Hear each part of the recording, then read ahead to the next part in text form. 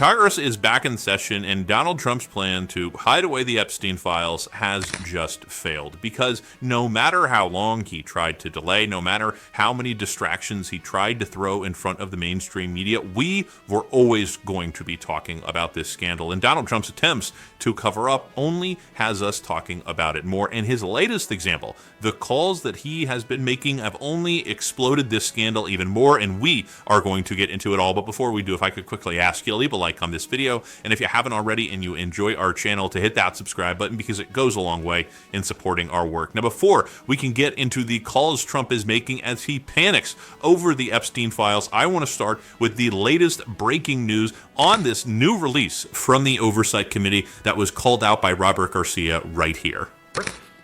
Most of the documents that were sent to our committee, those initial documents, were given to right-wing influencers back in February. The files and the full report, according to the Attorney General, were sitting on her desk ready to be released. We know that the Attorney General herself has shared with the President directly that he is also in the files. The reason, and we don't understand why this cover-up by the President continues to not release the full files. And so the discharge petition is an important additional step forward for the Congress, the full Congress, to be on record to release the full files. And so that piece. We always knew that Donald Trump and his stooges in Congress were going to make sure that not only did we not get the most damning aspects of the Epstein files, but those that they would release, they would make a mockery in doing so. This is not actual documentation. This is not them sharing anything of substance. It is the same, like Robert Garcia pointed out, as when Donald Trump and Pam Bondi gave out those binders filled with publicly available information to idiotic MAGA influencers to throw a stunt, to do political theater. That's what they want out of this. They don't care about the victims. They don't care about the real crimes that were committed. They still think this is a show. They think that it's a game. They think that they can play politics with this very, very real crime, and the cover-up is only making it worse. And when James Comer was pressed on these fake files, essentially, that he released, he melted down, and it's why Donald Trump is now getting caught in his cover-up. But first, let's start with James Comer getting called out. Do you support the Massey counter resolution, yes or no? We're already doing it. And the discharge petition does not have the force of law. We've already subpoenaed. You can look, no, and I'll let you. No, look, Mr. McGarry, it's very disappointing that you're trying to politicize this. We're trying to get answers. We're trying to do everything that's in this discharge petition, but you're trying to politicize it. No, it's a yes or no question. It's not a trick question. I mean, do you think... We've already done what the discharge petition's asking. Do you think the resolution saying to keep doing what you were doing is better than a bill that can become law? The bill has no force of law. It has no force of the law. You're just trying to do a political stunt.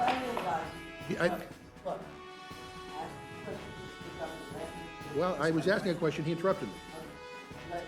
It's a simple yes or no question. Simple yes or no question.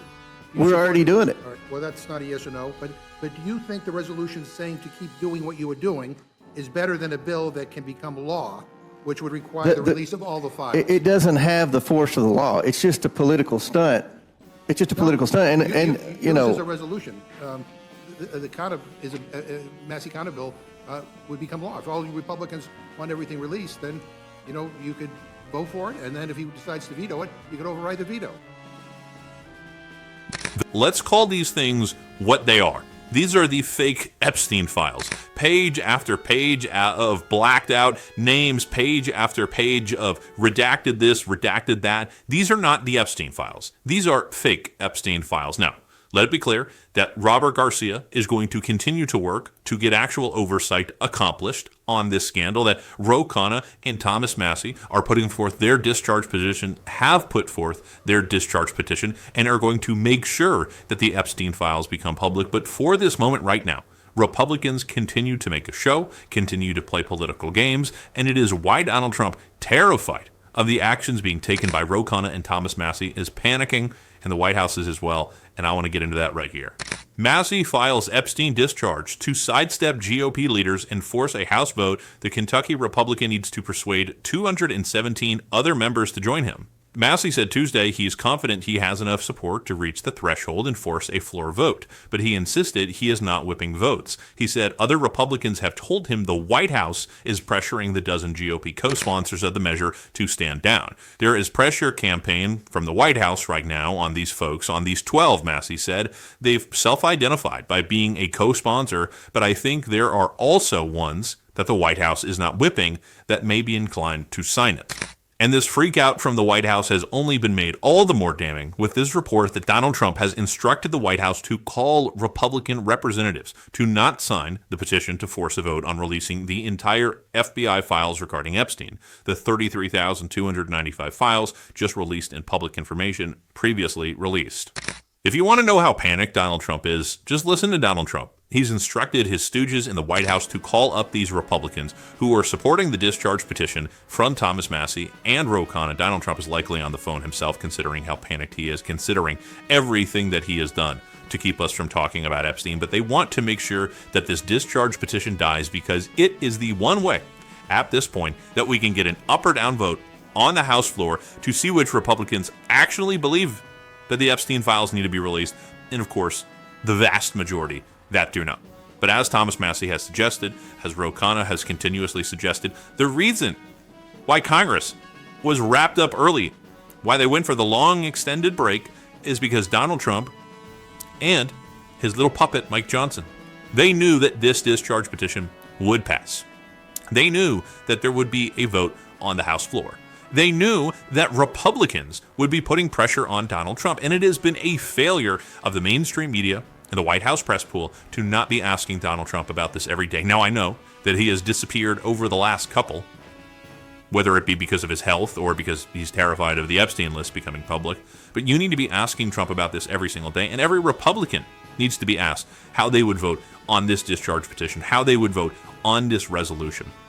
Why do they claim to care about Epstein up until it is politically inconvenient for them?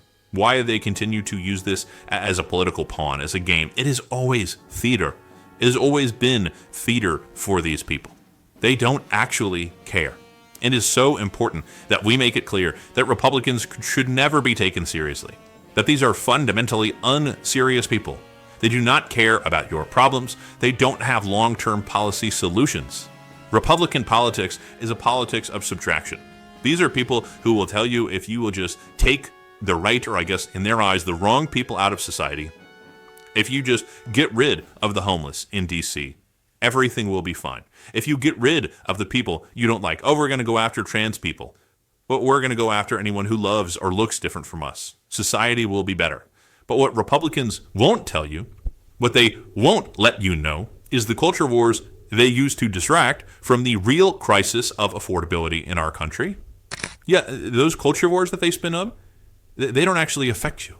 They don't do anything to change your life in any meaningful way, except for the fact that they're what Republicans talk about on Fox, to distract from the fact, again, that's all they do is distract, that it is billionaires who are causing you your problems. That is the minority that you should be afraid of. That is the policy of subtraction that they want.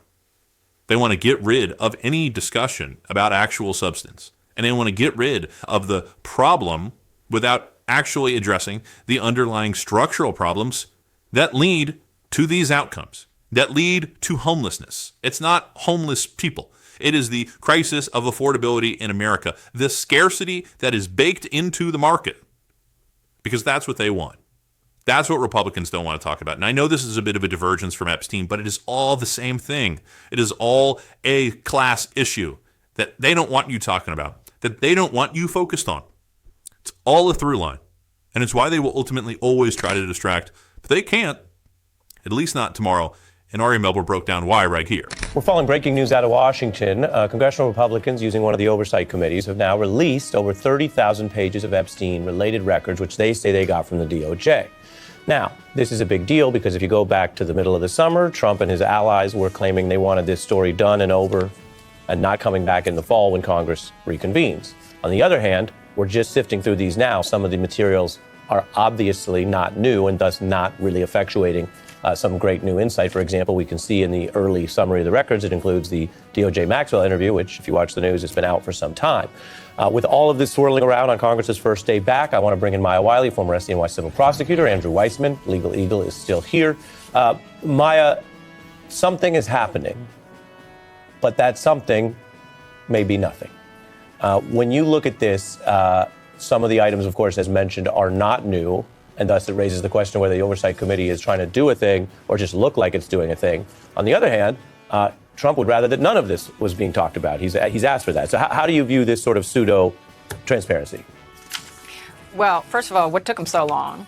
Second of all, remember that the news that we had already seen today was that there was a very strong possibility that Congress would push to get these released anyway, and that there were already some key Republicans, including ones that support Donald Trump, like Marjorie Taylor Greene, saying she'd sign on, she'd agree that they need to move this out of committee and really get action on the Jeffrey Epstein's files. And that's because the base itself, as we've talked about before, Ari, wants to see them. It was something that was a commitment. And just to slow you down, I'll let you continue. You're sort of reminding everyone, and some people are coming back from summer holidays and better topics than this. You're reminding everyone that the pressure was coming up through Congress because of this discharge petition, that basically Mike Johnson was losing control of this decision either way. That's correct. And discharge petitions, this sounds very formal, but all it really means is when leadership isn't moving, when something's not moving through committee, it's been sitting around for a long time, it is possible for the members of Congress to simply say, look, there are enough of us that want it out there that we're just going to skip the line here. And we can make sure that Donald Trump can't escape this issue, that his scandal doesn't go away. And we have to do so by talking about it constantly. Now, I promise you we are going to be doing so on this show every single day. And if you want to support that, as always, you can hit that subscribe button, leave a like on this video, and if you stuck around to the end, drop a blue heart in the comments. And until next time, I'll see you soon.